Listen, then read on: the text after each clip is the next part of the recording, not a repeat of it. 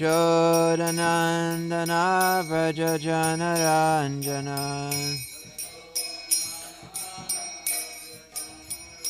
Yamuna Tira Vanachari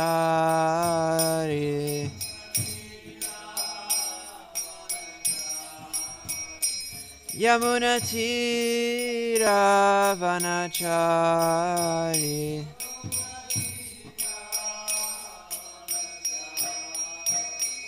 Jaya Radha Madhava Kunja Vihari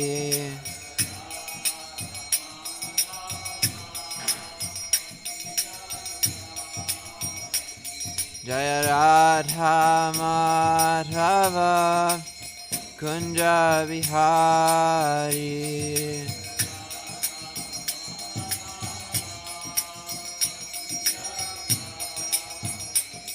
Gopi Jana Vallabha Girivaradhari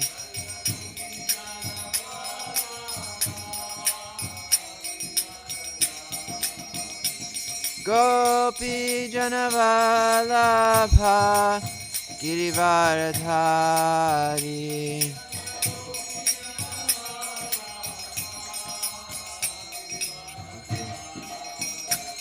Yashodanandana Vraja Janaranjana Yashodanandana Vraja Janaranjana Yamunatira Vanachari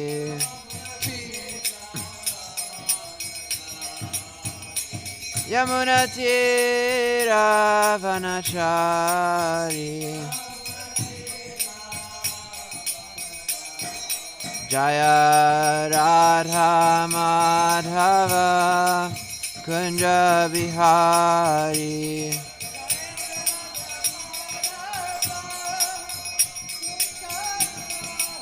Jaya Radha Madhava Kunja Bihari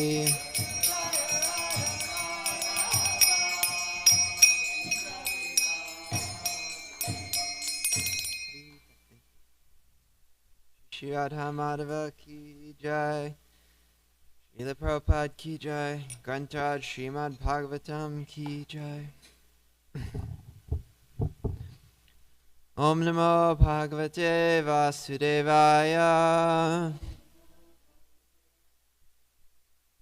Om Namo Bhagavate Vasudevaya Om Namo Bhagavate Vasudevaya All together. Narayanam Namaskritya Naram Chaiva Narottamam Devim Saraswatim Vyasam Tato Jayamudirayat. Before reciting this Srimad Bhagavatam, which is the very means of conquest, we should offer respectful obeisances unto the personality of Godhead, Narayan, unto Narayan Rishi, the supermost human being, unto Mother Saraswati, the goddess of learning, and unto Srila Vyasadeva, the author. Nashta Prayeshu Bhadreshu Nityam Bhagavata Sevaya Bhagavati Uttama Shloke Bhaktir Bhavati Naishtiki. Your attendance in classes on the Bhagavatam, by rendering of service to the pure devotee, all that is troublesome to the heart is almost completely destroyed. Loving service unto the personality of Godhead, who is praised with transcendental songs, is established as an irrevocable fact. Om Gyanatirantasya Gyananjana Shalakaya Chakshurun Militam Yena Tasmai. Born in the darkest of ignorance, and my spiritual master opened my eyes with the torchlight of knowledge. I offer my respectful obeisances unto him. Hare Krishna. Thank you all for being here for this morning's Srimad Bhagavatam class. Today we're reading from the 7th canto, in 4th chapter, entitled Hiranyakashipu Terrorizes the Universe. And we're beginning with text 30.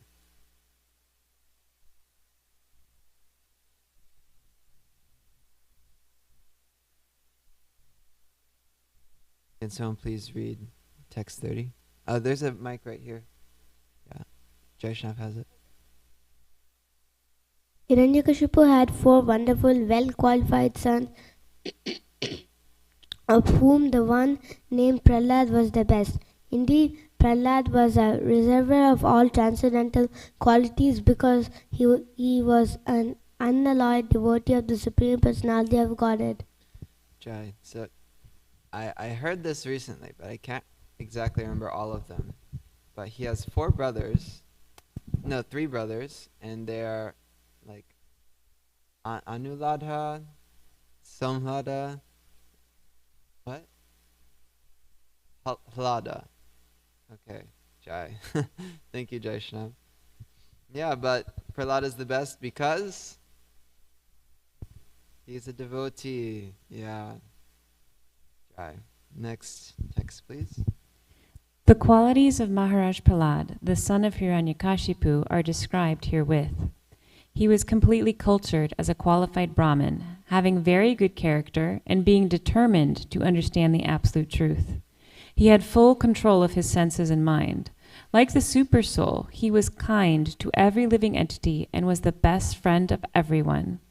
To respectable persons, he acted exactly like a menial servant. To the poor, he was like a father. To his equals, he was attached like a sympathetic brother, and he considered his teachers, spiritual masters, and older god brothers to be as good as the Supreme Personality of Godhead.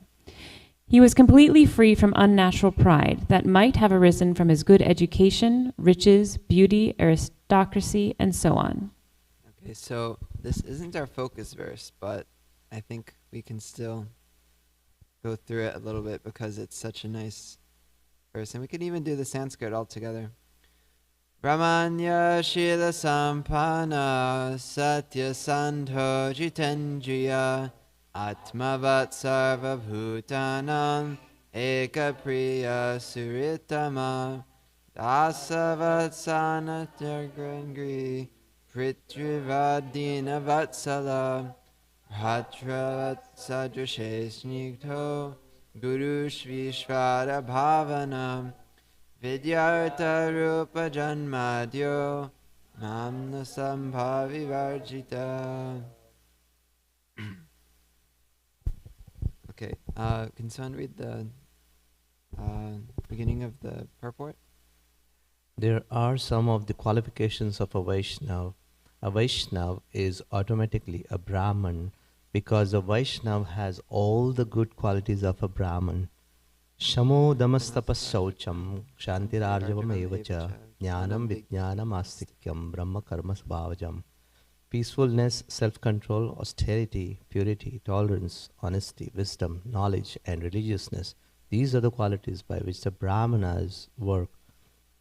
Bhagavad Gita 1842. These qualities are manifest in the body of a Vaishnava. Therefore, a perfect Vaishnava is also a perfect Brahman. As indicated here by the words, Brahmanya Shila Sampannaha. A Vaishnava is always determined to understand the absolute truth. And to understand the absolute truth, one needs to have full control over his senses and mind. Prahlad Maharaj possessed all these qualities. A Vaishnava is always a well-wisher to everyone. The 6 Goswamis, for example, are described in this way. Dhira Dhira Janapriya. They were popular with both the gentle and the ruffians. A Vaishnava must be equal to everyone, regardless of one's position. Atmavat. A Vaishnava should be like Paramatma. Ishvara Sarva Bhutanam Riddhade Sherjana Tishtati. Paramatma doesn't hate anyone. Indeed, he is in the heart of a Brahmin, but he is also even in the heart of a pig. As the moon never refuses to distribute its pleasing rays even to the home of a Chandala, a Vaishnava never refuses to act for everyone's welfare. Therefore, a Vaishnava is always obedient to the spiritual master, Arya. The word Arya refers to one who is advanced in knowledge. One who is deficient in knowledge cannot be called Arya. At the present, however, the word Arya is used to refer to those who are godless. This is the unfortunate situation of Kali Yuga.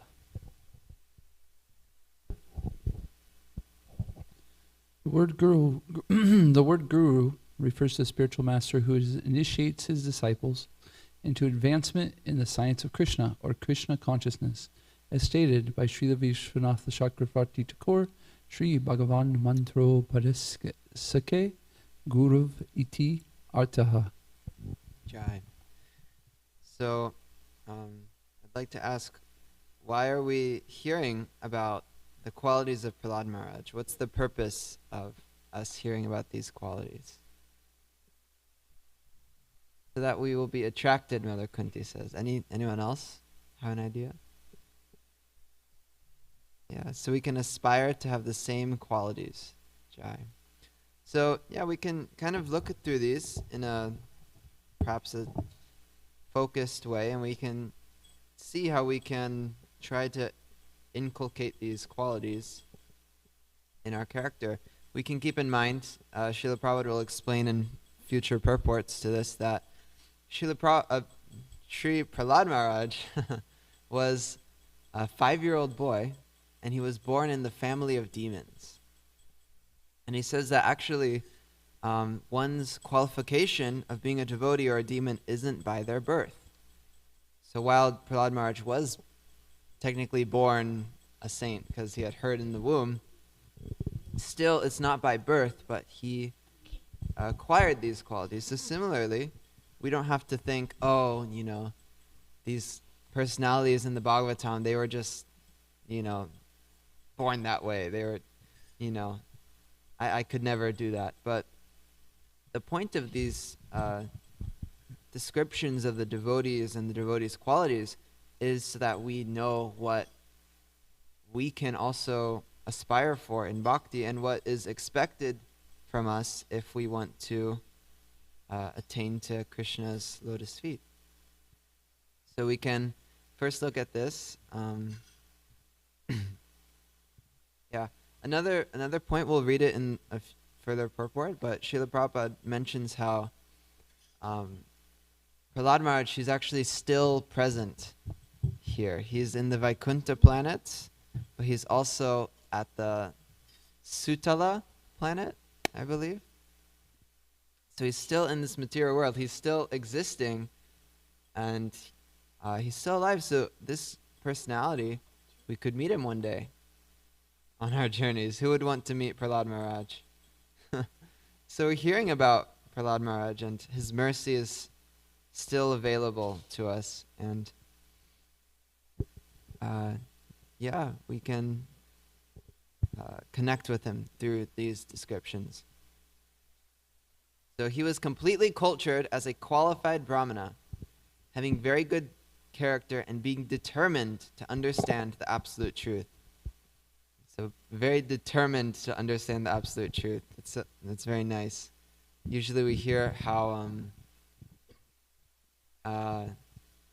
there's kind of a point in people's lives where they, you could say they wake up. So, or, when people join, they're usually maybe a young adult, maybe they're, a late teenager in their 20s, and they're like, okay, what's the point of life? And so then they start inquiring, or sometimes they're a little older, and but very rarely are they like Prahlad Maharaj, who's 5 years old, yet he's so determined to understand the absolute truth. We'll talk a little more about that. And I really like this point of how a Vaishnava is like the super soul. He's very kind to every living entity and the best friend of everyone. So, does anyone remember the analogy that Srila Prabhupada used to describe this quality?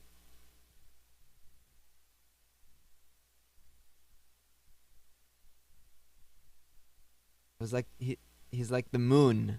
So the moon has these pleasing rays that get distributed to everyone. And the moon doesn't discriminate who gets the mercy, you could say.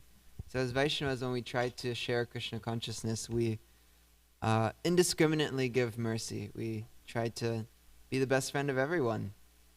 We don't hold grudges. We don't see in duality of, oh, this person, I should be kind to, this person I shouldn't be. Small kind of side note, but last night I was asleep, and I was like kind of startled because I thought someone had a flashlight on pointing at my face. I was like, what the heck? And so I turn over, and it's just the moon. It's the full moon going through the window right on my face. And I was like, wow, yeah, that's really nice, moon. So, yeah, we should be like the moon. Acted like a menial servant. To the poor, he was like a father. To his equals, he was attached like a sympathetic brother. He considered his teachers, spiritual masters, and older godbrothers to be as good as the Supreme Personality of Godhead. He was completely free from unnatural pride that might have arisen from his good education, riches, beauty, aristocracy, and so on. Okay. So we can keep going. Someone please read text 33. Although Prahlad Maharaj was born in a family of asuras, he found he himself was not an asura but a great devotee of Lord Vishnu. Unlike the other asuras, he was never envious of Vaishnavas. He was not agitated when put into danger, and he was neither directly nor indirectly interested in the fruitive activities described in the Vedas. Indeed, he considered everything material to be useless, and therefore he was completely devoid of material desires. He always controlled his senses and life air, and being of steady intelligence and determination, he subdued all lusty desires. Right. So each of these texts are so packed with instruction and meaning. Yeah. And if anyone has any comments they'd like to share as we go through this, feel free to. Because since we're covering a lot, we might lose a few points here and there. But if you'd like to bring something up, you can. Text 34. O King, Prahlad Maharaj's good qualities are still glorified by learned saints and Vaishnavas, as all good qualities are always found existing in the Supreme Personality of Godhead. They also exist forever in his devotee, Prahlad Maharaj. Maybe we can read the purport of this verse. From authoritative scripture, it is learned that Prahlad Maharaj still lives in Vaikuntha Loka, as well as within this material world on the planet Sutala. This transcendental quality of existing simultaneously in different places is another qualification of the Supreme Personality of Godhead. Galoka eva nivishati akilatma bhuta. The Lord appears in the core of everyone's heart, yet he exists on his own planet, Galoka Vrindavan. A devotee acquires qualities almost the same as those of the Lord because of unalloyed devotional service. Ordinary living beings cannot be so qualified, but a devotee can be qualified like the Supreme Personality of Godhead, not in full, but partially. Okay. Anyone have any thoughts on this?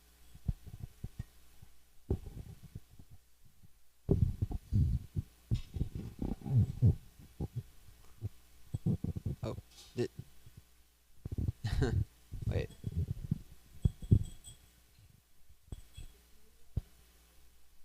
Prabhupada Priya mentioned that sometimes they say devotees can be in Krishna Lila and Gaura Lila. Yeah, I thought it's interesting. Sometimes we want to be famous. We want everyone to know about us, or we want to be popular. But just see how this was millions of years ago, and we're still glorifying Prahlad Maharaj just because he's a devotee. Of course, he's a Mahabhagavat devotee, but his qualities are eternal. In the material world, people get famous for having a hit song, or for being good at a certain sport or something like that, but those qualities, they will be eventually destroyed. But the qualities found in the devotee are always existing, just like the Supreme Personality of Godhead. Prabhupada Priya.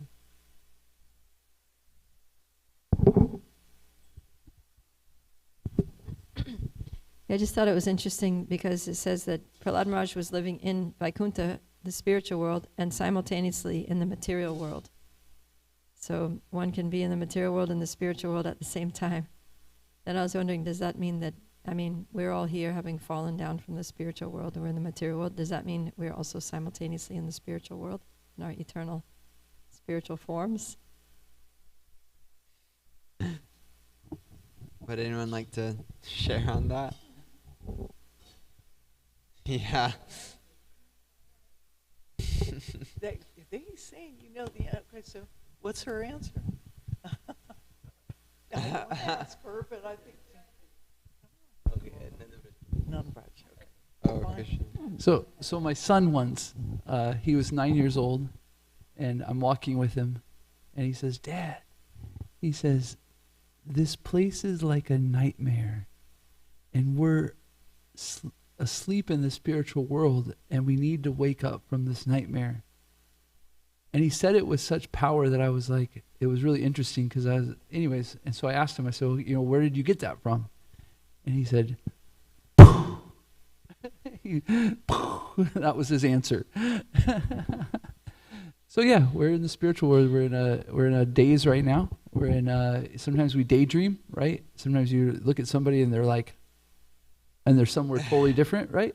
So in the spiritual world right now, we're in a daydream that's very intense, that we've started to believe is the truth, and we're stuck in forgetting Krishna. At least that's my understanding. Nandabraj Prabhu, can you read this next verse? Yes, Prabhu.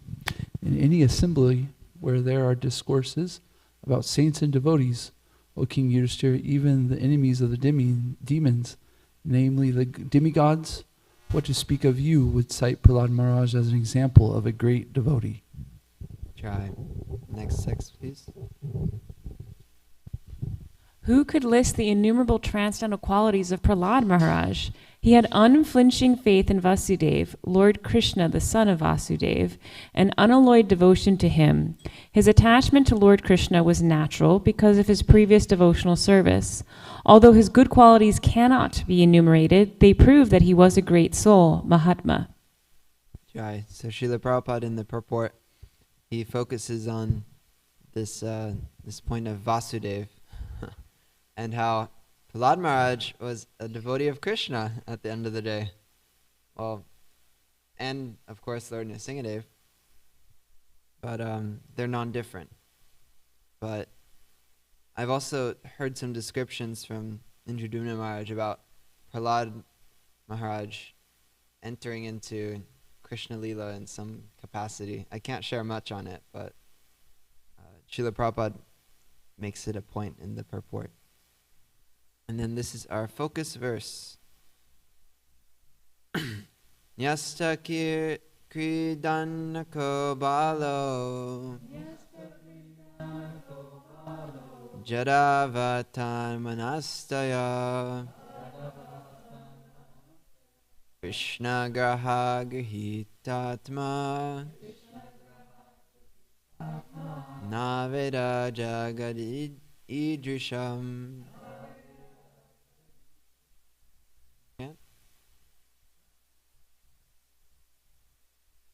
Nasta kridana kobalo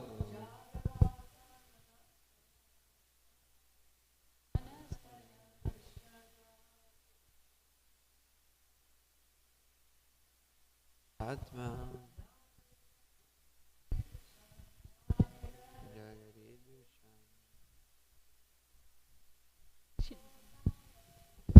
Sakridana kobalo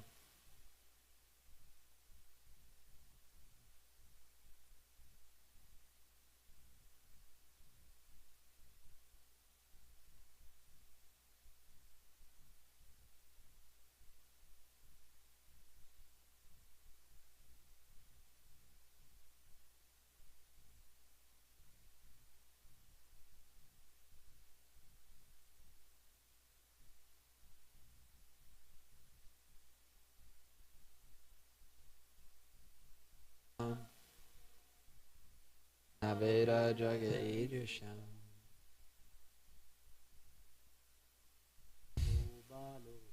Nasakridana Kobalo Yaravatananastaya.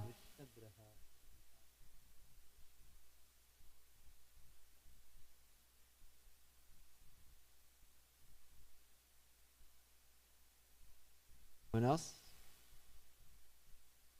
Synonyms altogether. Nyasta, having given up. Kridana kaha, all sportive activities or tendencies for childhood play. Bala, a boy. Jadavat, as if dull, without activities. Tanmanastaya, fully absorbed in Krishna. Krishna graha, by Krishna, there's like a strong influence, like a graha or planetary influence. Yutat Atma, his mind is fully attracted, not Veda, understood. This translation: from the very beginning of his childhood, Prahlad Maharaj was uninterested in childish playthings. Indeed, he gave them up altogether and remained silent and dull, being fully absorbed in Krishna consciousness.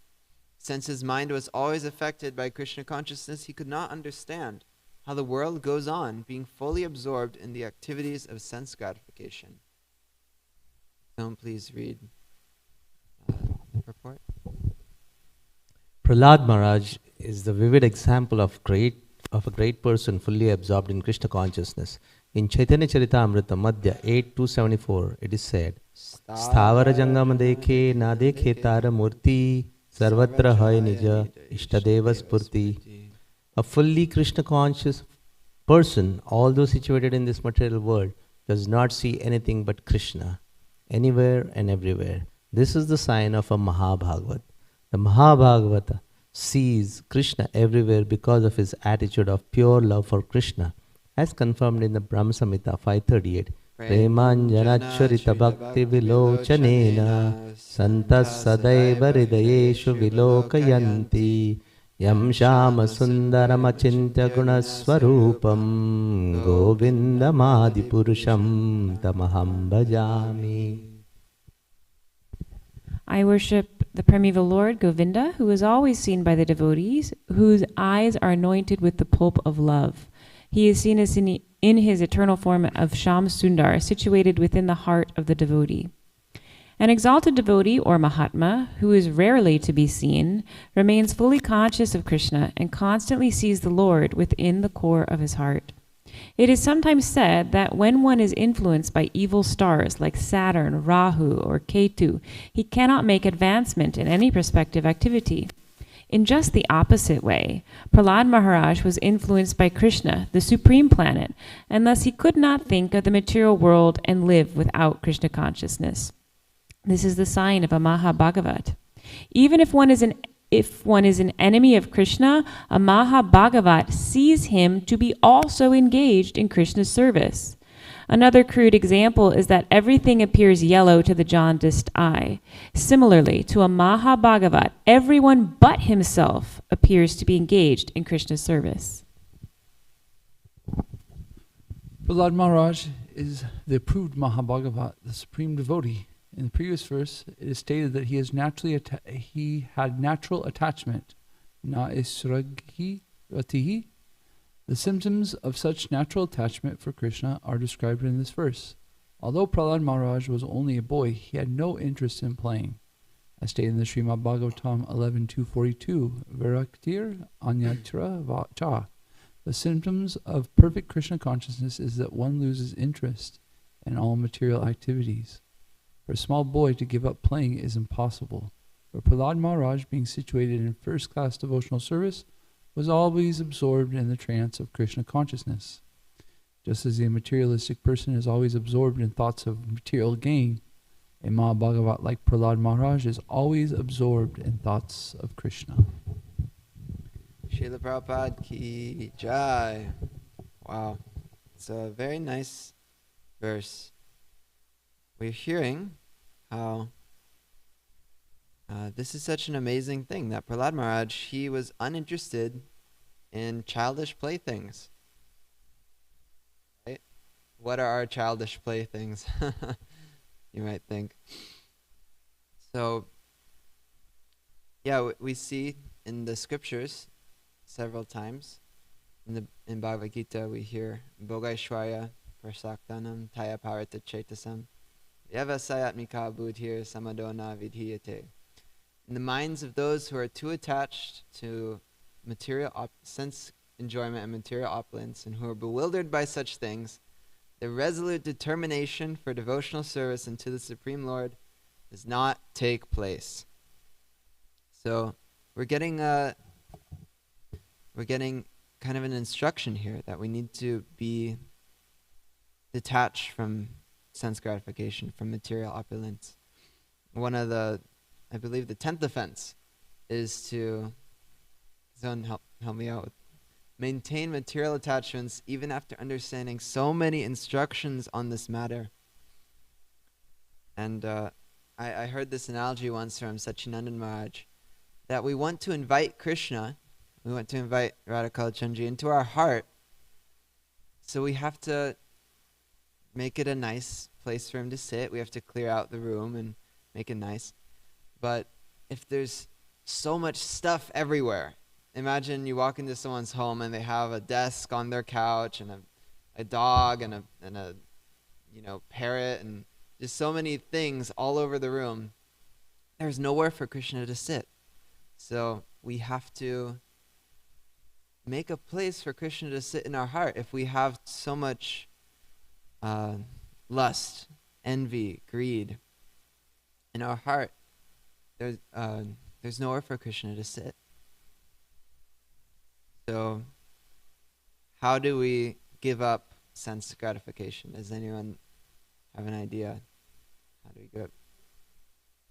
Mother Kunti said, by replacing it, with Krishna consciousness. So one might look at this verse and say, okay, all children can no longer play. Or, perhaps you're a Gurukul teacher and you say, okay, no more playthings, only japa, only Krishna consciousness. But we have to replace perhaps mundane playthings or mundane attachments with spiritual ones, or with Krishna conscious ones, or at least with regulated ones.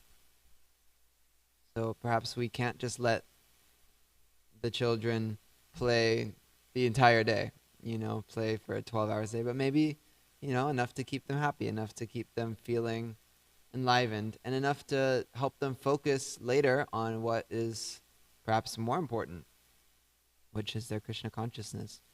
So similarly, we are perhaps not at the stage of Prahlad Maharaj, who is completely detached from all material opulence, who's completely detached from, as we were hearing, his birth, his aristocracy, his good education.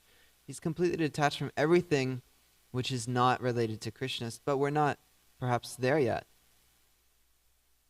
So we can try to regulate. And also, we understand there's this verse by Rupa Goswami. I can't remember it exactly, but he says, if you want to keep your attachment for your family, your home, your opulence, your work and all these things, then don't go to the Yamuna. Whatever you do, don't go there. Or in our case, don't come into the temple room. Don't look at Radhakalachandji.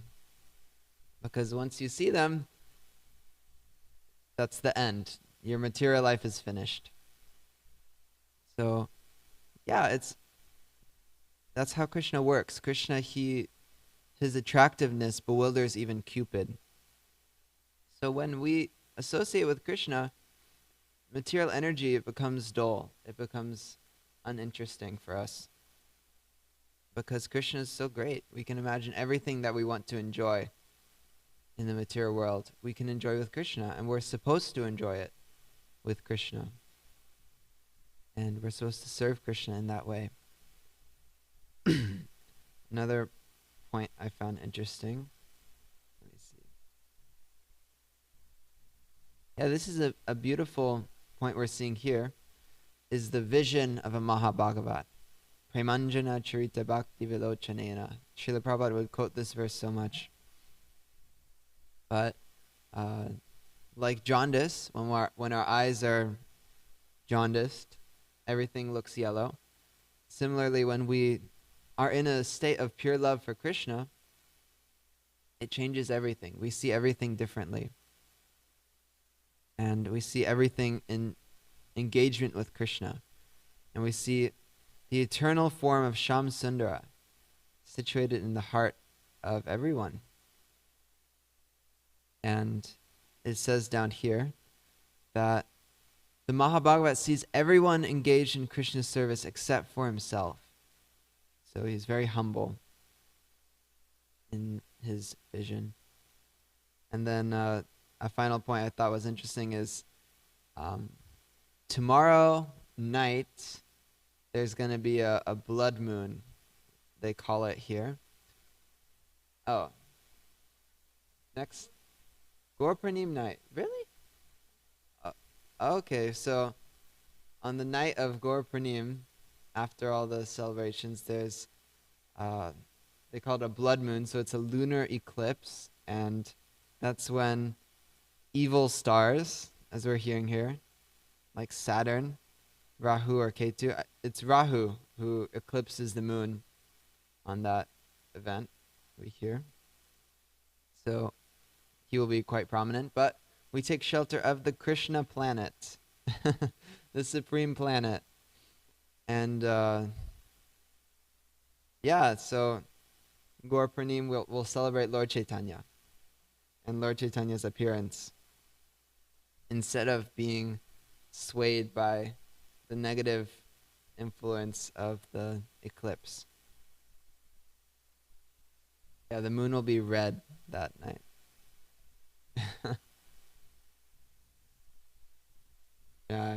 Prabhupada Priya said that the moon will be blushing in embarrassment because Lord Chaitanya appeared and he's so much more beautiful. So it's 8:15. If anyone had any thoughts on the qualities of Prahlad Maharaj, any qualities that stood out to you or anything you would like to discuss, you can open it up.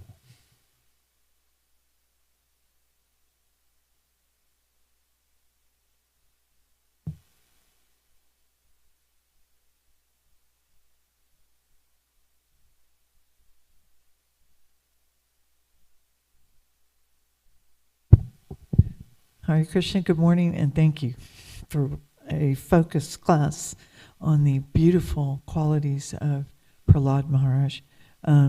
Definitely most attractive devotee, one of them, in the whole Srimad Bhagavatam.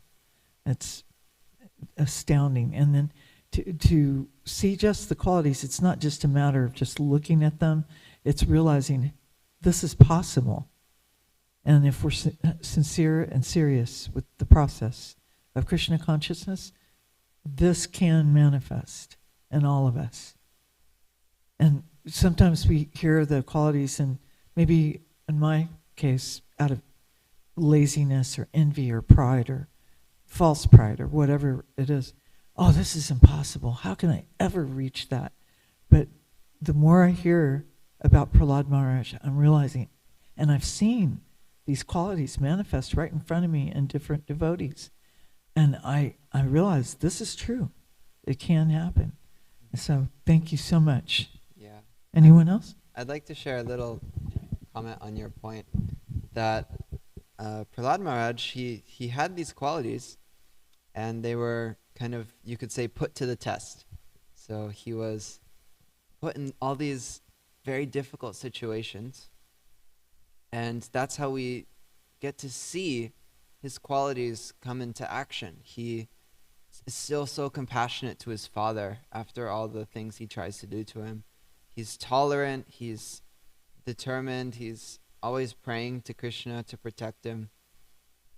And so similarly, if we're trying to get these qualities, we will have situations in which to show these qualities. And that's why when hard things can come in our life, we can be grateful that it's a chance, it's like a test, it's the exam. where all the theory can be applied. I'll share a small comment, not to make any big deal of myself. A while ago, like I think, a year ago, there was this person living in the ashram, and sometimes, I don't know why, but people try to kind of like bait you into getting frustrated or getting angry or getting like upset with them. And so he was like, he was living at the house previously, but he had moved out sometime, and then he was just like really like sending me these texts, like really digging into me and, you know, calling me these things, and it was so hurtful. And he kind of sent out some bait, and I took it. I was like, well, you know, you're blah, blah, blah. And then he, anyways, I ended up suffering like so much because I kind of fed into the envy, fed into the bait. And it really hurt me.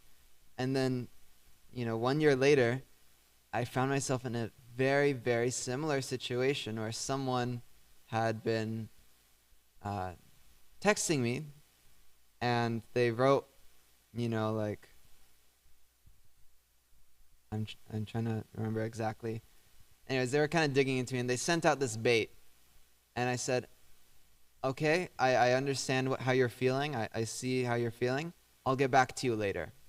Because I thought, okay, let me finish my rounds first. Before I engage with this energy, let me first finish my chanting. And even that was just an improvement from last time that I had learned. Because it really disturbed my chanting after that last year. But this time I was like, okay, wait, pause. You know, let's take a step back. Let's wait. Let me first finish what I need to do. So I said, can I get back to you later? And then the person had written, you're acting like a child trying to escape responsibility. And I was like, oh my God, like, I'm just, like I said, like, I'll get to you later.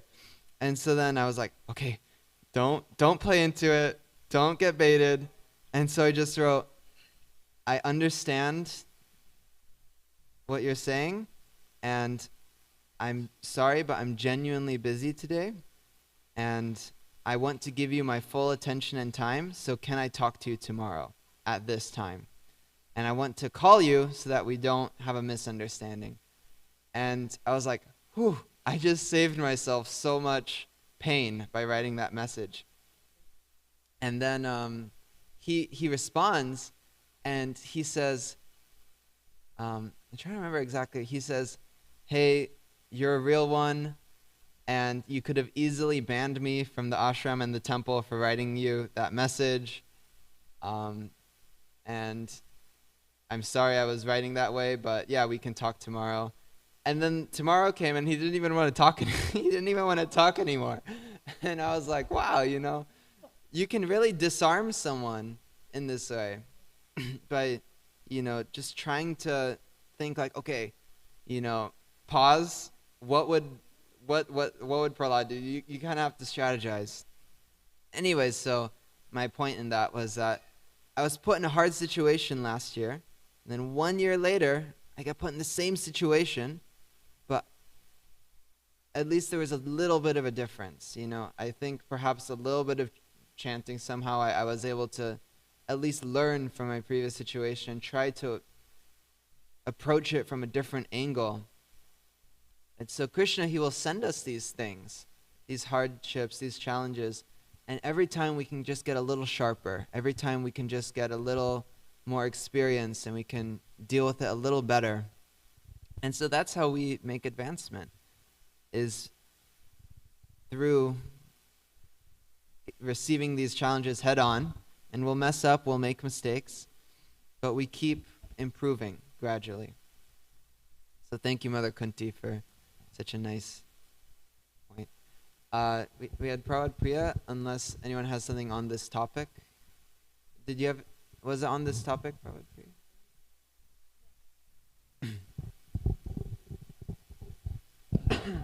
Prabhu, thank you so much for that story. You know, I heard you say at the beginning, you know, not to make a big deal of myself.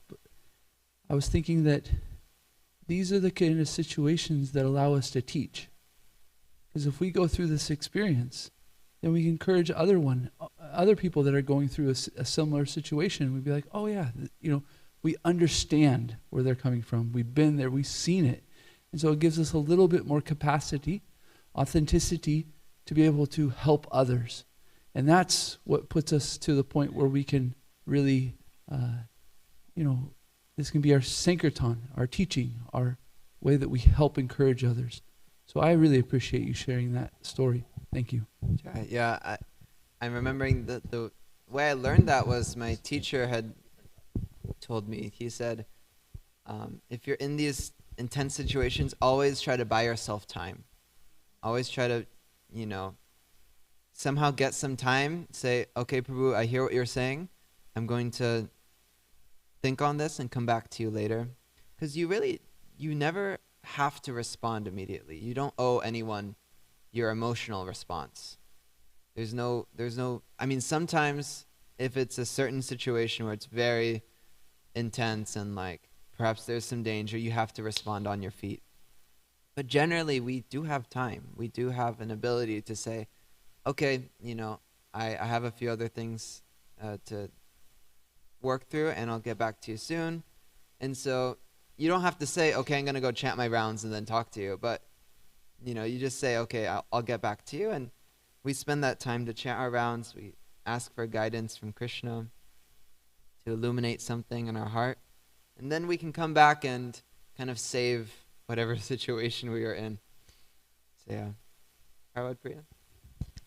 Yeah, I like the point that how Prabhupada brought out the idea of Krishna Graha, Krishna being the supreme planet, the supreme planetary influence.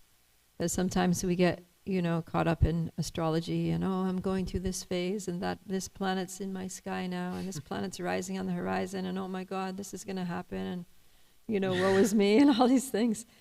And it's not that the planets don't have an influence, but I feel like the Krishna Graha can override all of them. And, we see that. I know I've consulted astrologers for many things, like my kids and things.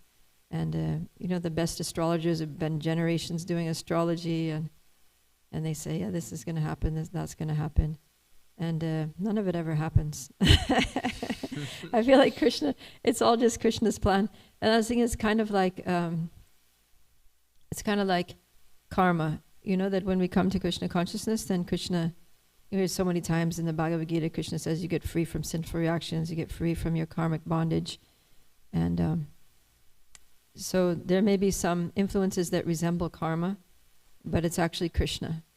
So in the same way, there may be some influences in our life that resemble planetary influences, but it's actually Krishna. And if Krishna's like, yeah, let that planet influence them that way, then it will. If Krishna's like, nah, they don't need that in their life, then it won't.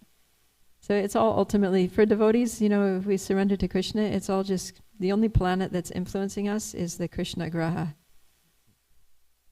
Hi. Haribo.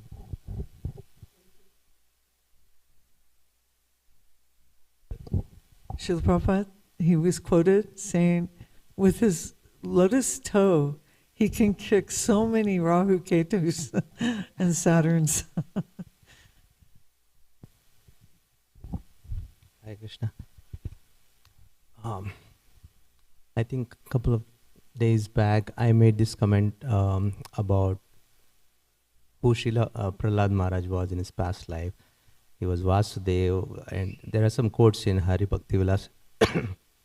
But in the purport, Srila Prabhupada mentions that he is eternally situated in Vaikuntha, something like that, something to that effect. So also it is corroborated by the verse Satyam Vidatum Nijabhritya Bhashitam. Nijabhritya means he is eternal, he is an eternal associate. So probably, I'm just speculating, philosophical speculation, probably, he was, after being Vasudeva, he was elevated to Vaikuntha planet. That was one thing. The other thing I was thinking about was the purpose. One of the purposes of Krishna for Prahlad Maharaj's descent was to teach. In the same verse he says, Vyaptim cha bhuteshu akhileshu chatmana. Just to teach the whole world how he's in every single atom, he's all pervading, in short. So he uses none other than Prahlad Maharaj, who is seeing Krishna everywhere. He won't use anybody, as an instrument to give that lesson to the entire creation, who is not practicing that lesson, right? So like Krishna says in Bhagavad Gita, Yomam pashyati sarvatra sarvam jamai pashyati. So I was meditating on that, and I'm begging at the lotus feet of Srila Prahlad Maharaj, so that all of us, all the practicing devotees, can practice this, seeing Krishna everywhere. And just to connect that, I was thinking, all of us, in our lives, we have some fear factor. Like I have to go to work now, and at work, something will come up at my desk, So if I change my outlook and angle, that particular fearful factor, this is Krishna. Look at that particular factor or the instrument of that factor. It's Krishna actually giving me this. So we can start practicing that, and that fear will go away. And that's what actually, that is the lesson Krishna is trying to teach us, to be able to see Krishna everywhere, in and everything. That was another one. And the last point, there are many people who demand, if there is God, show me. Where is he? But look at the humility of such great soul. He is able to see Krishna is everywhere. And when he's challenged, he's not demanding, Krishna come, and show, right? He doesn't have to speak up. Krishna is totally sold out to such pure devotee, and he manifests by his own sweet will. That's such a wonderful quality, of such great souls. They're not showing off, even though he's able to see Krishna everywhere. Jai. Manjari Gopika. Gokulananda Prabhu is such a hard act to follow. This is such a dumb question, but in verse 31 and 32, when it's talking about how Prahlad Maharaj is the perfect example of a pure devotee in how he interacts with everyone. To respectable persons, he acts like a menial servant. To the poor, he's like a father. To his equals, he's like a sympathetic brother. To his teachers, he considers his teachers the same as God, personality of Godhead. But it also says to his spiritual masters and older God brothers. So who are his older God brothers? I think perhaps Narada Muni's disciples. Yeah, but who are his other disciples? I know someone here would know. Thank you. Vyasadeva, you said? Vyasadeva. I do think Prahlad is since it's in Satya Yuga, and Hiranyaksha, Hiranyakashipu, and Nrsingadev, they're the first incarnations of Jai and Vijay, and Krishna comes quite early on. So it predates Dhruva Maharaj and Vyasadeva and these others, but in a sense it's all eternal as well. And yeah, perhaps Narada Muni has other disciples. Yeah, I heard he goes to the Brahmajyoti sometimes, and he liberates the souls who are just floating there. So, yeah.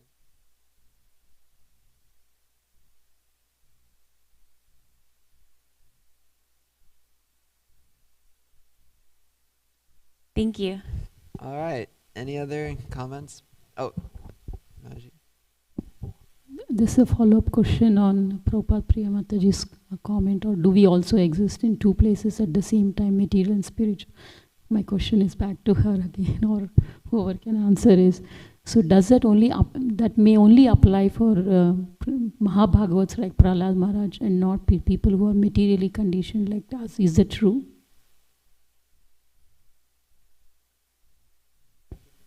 So her question was, does so Prahlad Maharaj is in both Vaikuntha and the material world. And so she said, does that only apply for Mahabhagavats, or does that apply for everyone like us who are conditioned? I can share my understanding. Whenever Krishna, as I said earlier, right, whenever Krishna wants to teach a particular lesson, he will use an instrument which is very qualified to teach that lesson. So I believe, like Jai Vijay, for example, right? So he wanted to have a fight. Krishna is a multitasker, so there were many purposes behind that particular pastime. But one of those purposes is he wants to teach the whole world that I choose only one of my associates, right? So that's my understanding. So basically, all of us, we don't fall into that category. Mm-hmm. I think Mother Kunti had a Yeah, it's along the lines of what Gokulananda just said.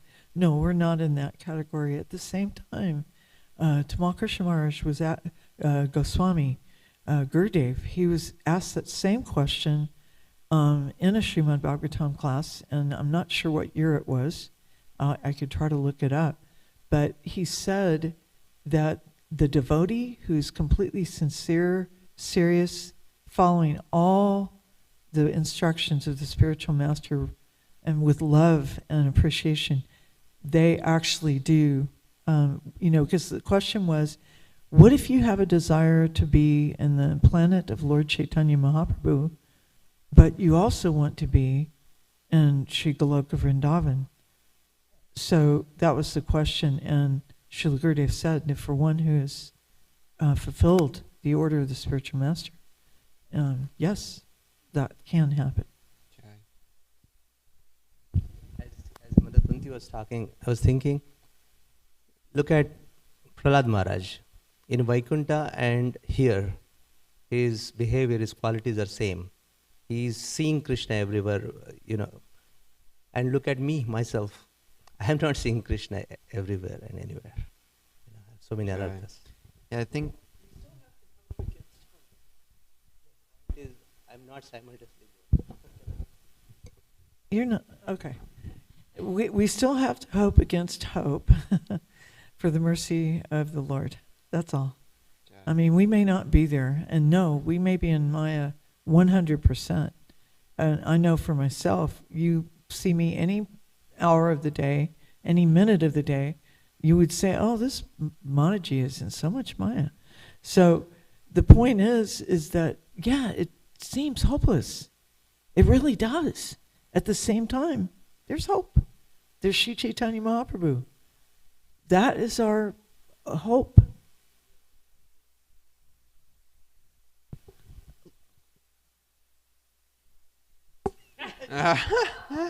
Sorry. No, it'll have a rubber thing so it won't hurt. And the purport, Prabhupada quotes the famous verse, 11-42, Bhakti Parishano Bhava, right? And the analogy given in that verse is when we take a morsel of food in our mouth, tushti pushti kshudha payana ghasam. Tushti is santushti, satisfaction. Pushti, nourishment. And kshudha payana ghasam, the hunger is also satisfied at the same time. So virakti, detachment comes naturally. Just like there are these byproducts just now that I explained, tushti pushti kshudha. So virakti, detachment and sense gratification goes away. That is a byproduct. It will happen automatically. Yeah. Final comment? Probably. I was just thinking, the 6 Goswamis, we know their identities in Krishna Lila, like Rupa Goswami is Rupa Manjari, and like that. Sanatana Goswami is Lavanga Manjari. So does that mean that when they come to the material world, they're missing? They're absent? They're so crucial. They're so critical players in Radha Krishna Lila. And are they absent? Jai. On that note, Kantarad Srimad Bhagavatam